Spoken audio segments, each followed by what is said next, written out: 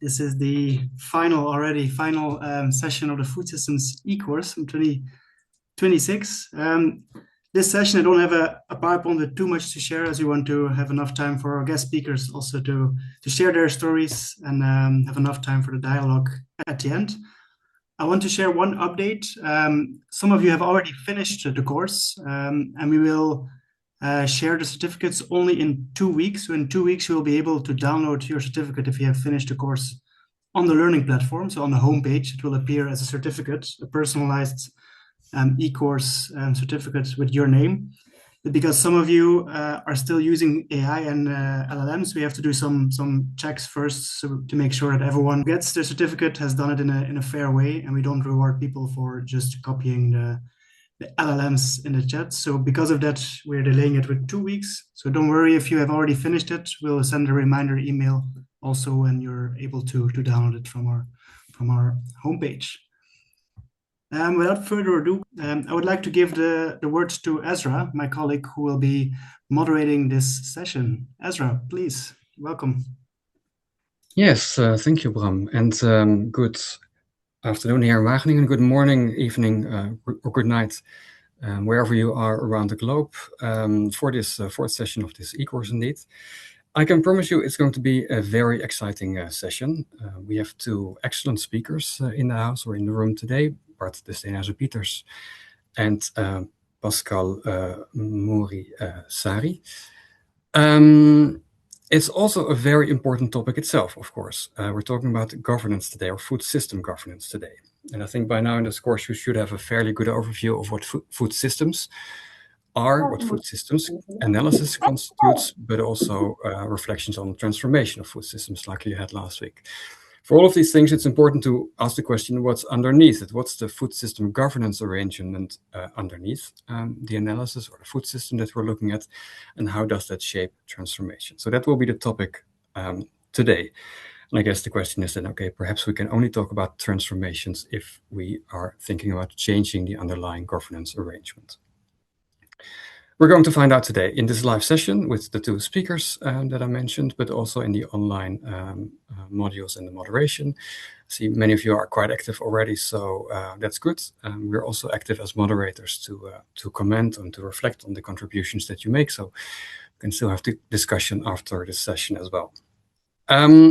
Maybe first I'll say a few things about myself. My name is Ezra Berkhout. I'm a senior scientist at Wageningen University Research, and I'll be moderating today's session. I have a background in development economics and food systems research for over 25 years at IIT in Nigeria, at the Dutch government, and here in Wageningen with a PhD and a postdoc. But today's session is not really about me, so I'll stop there. The session is about governance and about the two speakers and the experience they have on this topic. But the session is also about you and all the questions that you have on this topic. So let's, without much ado, move on and first have an introduction or brief introduction of the speakers themselves. First, kicking off will be my colleague Bart de Steenhuijsen Piters. He's been a colleague of me for 5 years. And I can say a lot about Bart, but perhaps it's better if you introduce yourself briefly. Well, thank you very much. And I had the pleasure of meeting you online already, because some of you have responded to the questions in the chats and of this particular module. So I'm quite impressed with how you have been responding so far. So please keep on doing so. And my name is Bart de Steenhuijsen Piters, long name, just call me Bart. I work as a colleague of Ezra at Wageningen University Research. Since a couple of years before that at the Royal Tropical Institute, etc. Spent quite some time in Africa, maybe 10 years plus, being an agriculture advisor. And that brought me closer and closer to the key question of today is, hey, how do food systems actually change?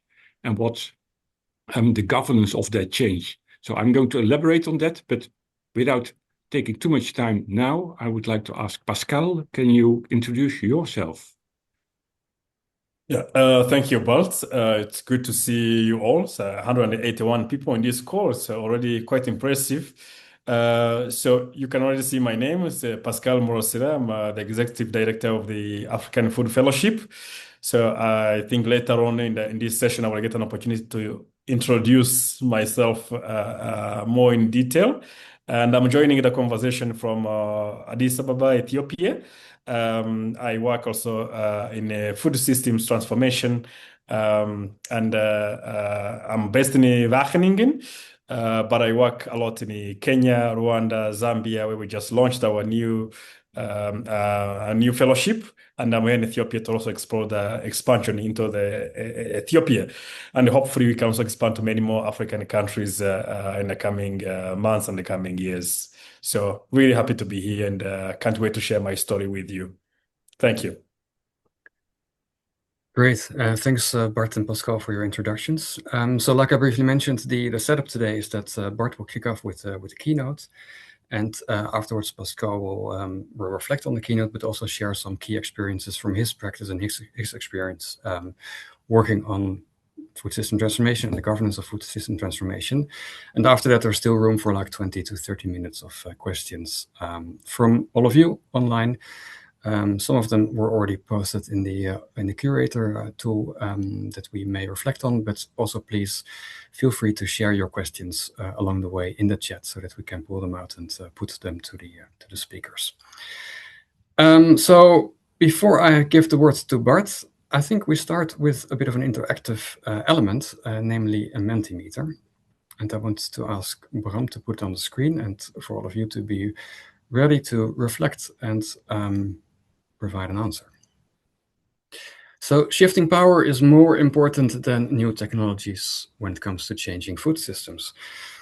A provocative question, you may think or may not think, but yeah, it would be interesting to hear or to see how the full audience here online today thinks about that statement. There seems to be a sort of a leniency towards people agreeing with this statement. And I think that's fair enough.